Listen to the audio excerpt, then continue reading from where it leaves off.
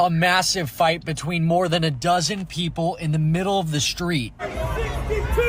At 4th and Elm, just a block uphill from Paycor Stadium.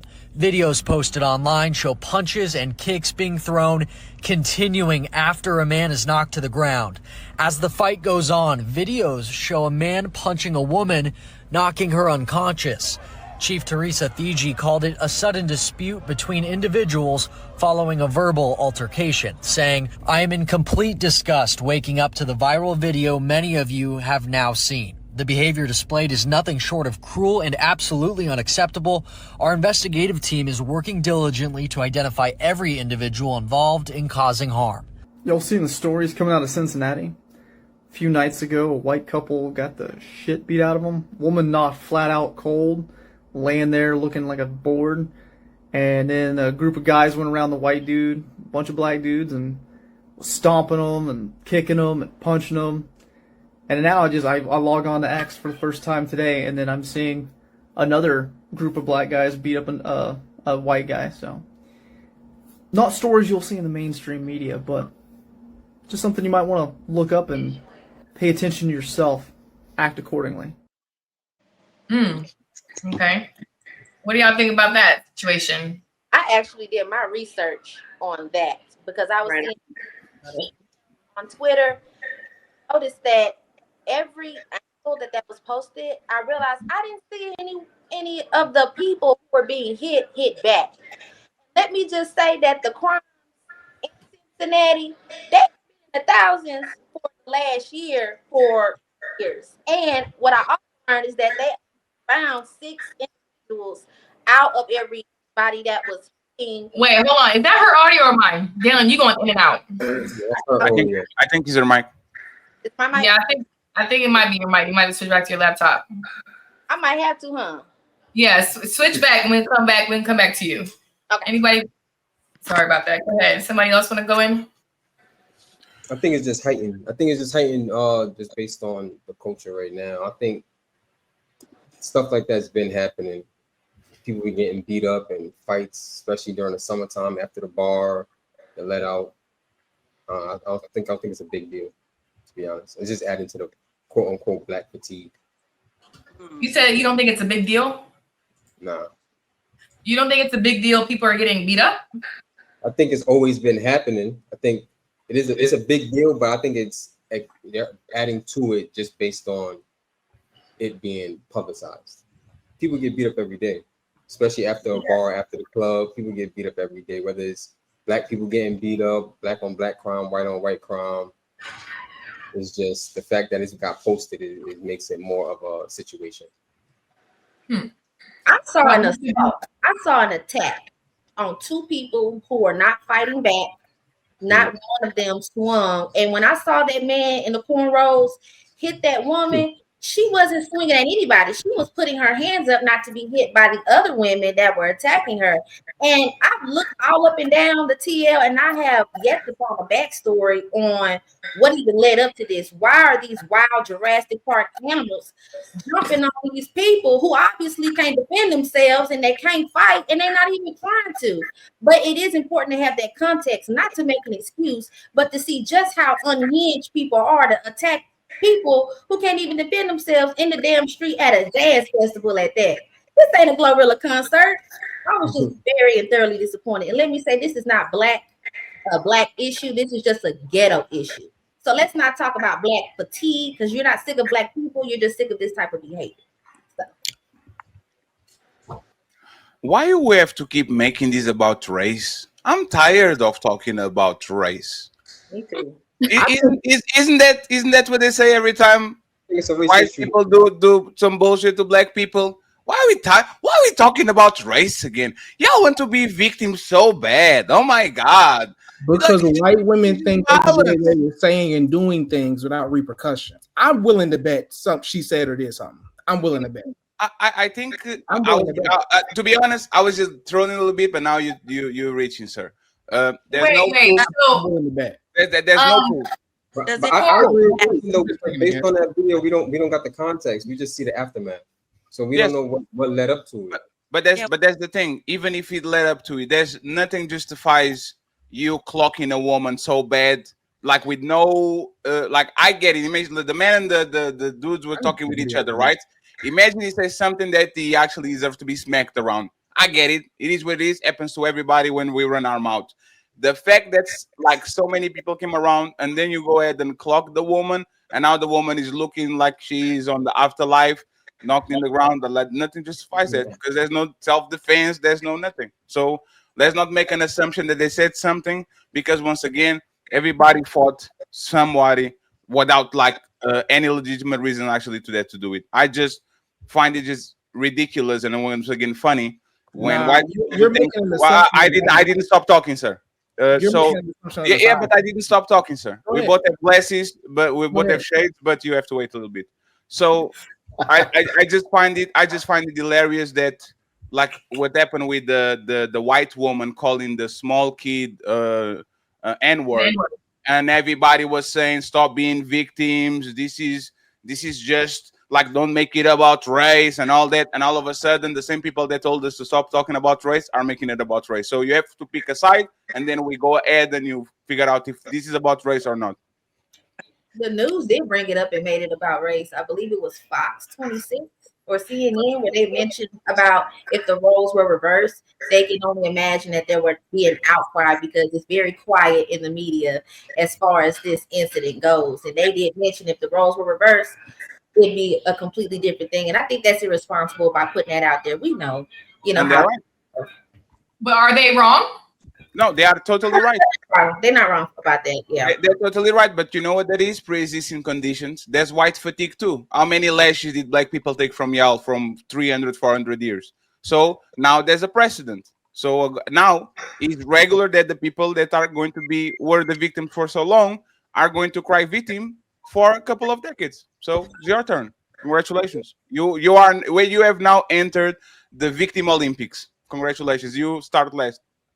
I do want to ask podcast, why did you jump to saying that she probably said, you assume basically that she would have said something to trigger these men to hit her or beat them up? Because okay, couple things. I've done business in Cincinnati before, right? And from what I know, it's a red state, meaning niggas got guns. Okay. So there were hands, not guns being pulled out. So that's one thing. To me, she kind of got away well. Secondly, like there were probably lots of people on that street. Why was she swung on? Like, what's so special about her? Now, you deal with women tend to say things. They tend to pop off. They tend to pop off towards people bigger than them. I think, I'm not going to say every man. Lots of men have been in a situation when you're with your woman and you're like, shut the fuck up. Because you're about to create danger. Like, you're not going to have to defend yourself. I'm going to have to defend you. So shut up. You know what I'm saying? So that's what I think happened. Of course, I'm assuming. Fatty assumed on the other side. I'm assuming some shit that I've seen in real life. So that's just what I'm assuming. I need to watch the video again. I'm not assuming. I'm going from the Hey, view. I'm not done talking yet. I'm not done talking. Go ahead. You can have a point. Yes. My friend from the LGBT community, I love you. So the thing that we are doing it is we're looking at the video. That is repulsive. Like I don't want nobody getting hurt like that on the street. Like you don't want your mama and your daddy like.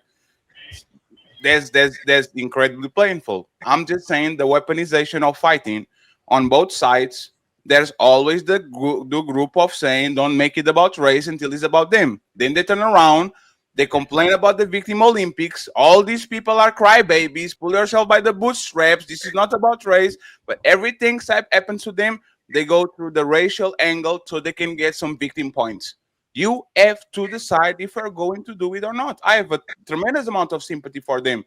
But all the people that are using this to go to the black fatigue and all that, last week they weren't talking about race. They were saying us to forget about race. So why do we have to be selective and forget about race when something happens to black people? But when white people are suffering, now we have to make it about race again. That makes no sense. Pick a side.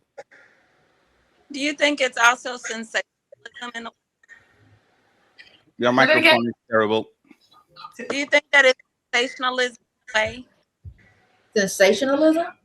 Yes, because like like black people, like for instance, when that boat incident happened and how that was like so profiled in the media, like all the people joining in, fighting. I feel like sensationalism in a way that to build a race war, because it's like you have to have white people be the victim too, because for so long we know that they're racist. So I feel like they take like these type of stories and profile it and push it out. Not to say that it's not wrong, and push it out there, because it's like you want to show also that Black people can also be racist, and there are hate crimes against other people being Black people are doing it to other people as well. So it's like, yeah, it happened, but I think that it's also hyped up for that reason. Well, I think it's because of lack of context. Because with that boat incident, I think if I'm not mistaken, it was like 2 years ago, right? We actually saw the buildup. There was recordings about what was happening and what led up to it. So it kind of gave people a position to where they should stand on who they should defend or who was in the wrong or the right. For this situation, I don't know if you guys have seen any other footages, but I have not seen anything that, well, what is the backstory? What led up to this? What was the exchange before this? Because all I'm seeing is two innocent white people, because at this point, even if they are guilty of something, we don't know. But these are two innocent white people who are getting their ass beat in the street at a jazz concert by Black people, and now we're speculating if they use racial slurs or if they looked at somebody the wrong way. Because we know you look at a certain demographic of people the wrong way, you can get your ass whooped right there. So I think not knowing exactly what led up to it, you can't really take a position to say, well, not that it was right or wrong, because no matter what was said, I personally don't think that they should have gotten handled like that in the street. Because like I said before on this panel, a man could hit a woman and kill her. That man hit that woman with all her might, and she could not be here today. So luckily she survived that, but I'm not sure if I would compare those two. You can definitely take a stand. You just don't have to make it racially motivated when we don't know if they eat him because he's of race. And that's the point. Like, it's not about the act per se. It's about the reaction of everybody. There's profit into talking about race, just like it's profit talking about relationships. I have any excuse to make this about race and to pick a side and to say this is what happened. Like I said, like people are dying to be victims or being on the victim side because there's power in victimhood. The LGBT community cries, they get what they want.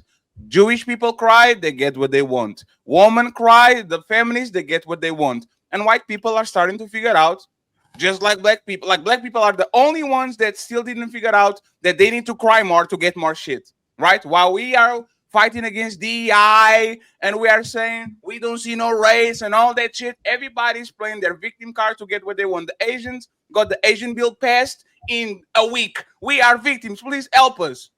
White people are now figuring it out, especially white men. White women been doing this for a while because the Karens are the creme de la creme of victimhood. Our men victimizers, everybody victimizes. So for whatever reason, and once again, Black people are the only people that I know that might get some benefits from crying like everybody else. And they say, you know what? I don't want him. I want to work hard, and I don't want reparations, and I don't want. Come on, man. Like, just go ahead and do what everybody else is doing. If everybody's getting things for crying, do exactly the same thing, because that actually works. Well, can we? I do have a question. Hey, Fatty sounds like he knows nothing about power and economics. The LGBT community, absolutely not. Just a long, ignorant ass rant. Hey, can I cuss on here?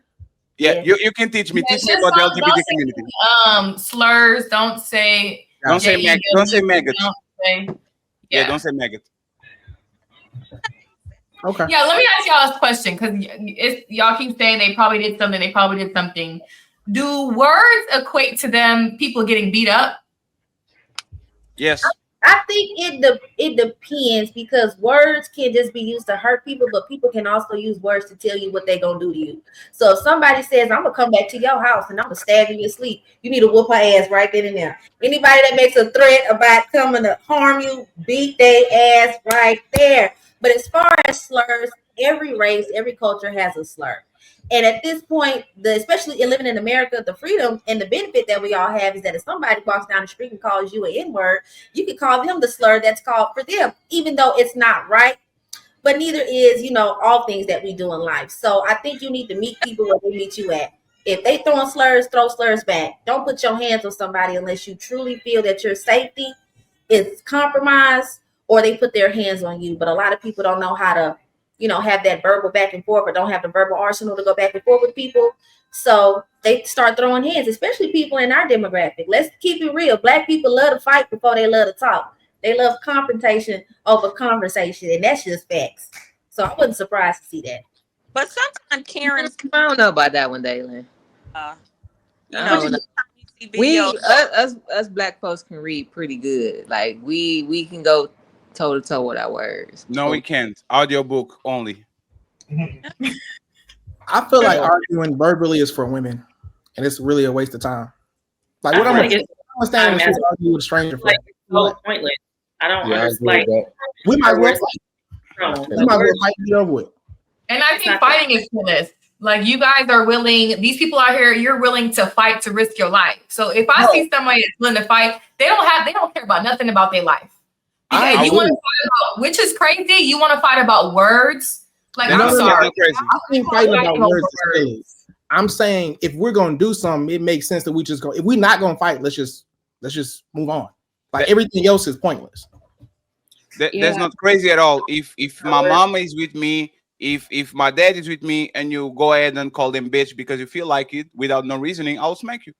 There's words, definitely. You have to defend people's honors. That's the reality. And Q, if you have friends and you are walking around on your little vacation, because you're vacationing a lot, you need to chill with that shit because you're making me jealous, right? And somebody just comes at you crazy or talk shit, you are expecting your male friends to actually put him on the place if they're doing too much. The reality I don't, because especially if I'm overseas, I don't want nobody. What if you are in Minnesota? What if you are in Minnesota? Minnesota? No. I was in Canada 2 months ago, and this white guy called us the N-word walking in the subway, and the girls, I was like, oh, he just called us. Is he going? Wait, calm down, girl. We're in a whole different country. That guy had a backpack. We don't know what he has. It's words. Exactly. So it's a problem with words. If I'm not what he's calling me, why do I care so much? Exactly. So I'm sorry. Even if a man called me the B word, okay, I'm walking the opposite way. I'm not going to be dramatic and hollering and putting my hands in his face. No, like that doesn't make any sense. Like even if it's a woman, you can call all you want. Especially when people are trying to say things to hurt your feelings. It's just like, why even give them that reaction? Why care? Like the words should not be that deep. I have people say some of the rudest thing. Hold on, Fatty. I'm not done. You know what? You got me. That's what I apologize. I was too reactive. You got me. No, I'm just saying, like, I've had people say something, like my mom passed away when I was 18. I had someone like say something to me that was like evil, but I laugh because it's like you're intentionally trying to hurt my feelings. So it's like I don't give them that power. I just think it's unnecessary. And I think if we're adults and you're letting words hurt you, it says more about you, in my opinion. Thank you. But can I ask you a question?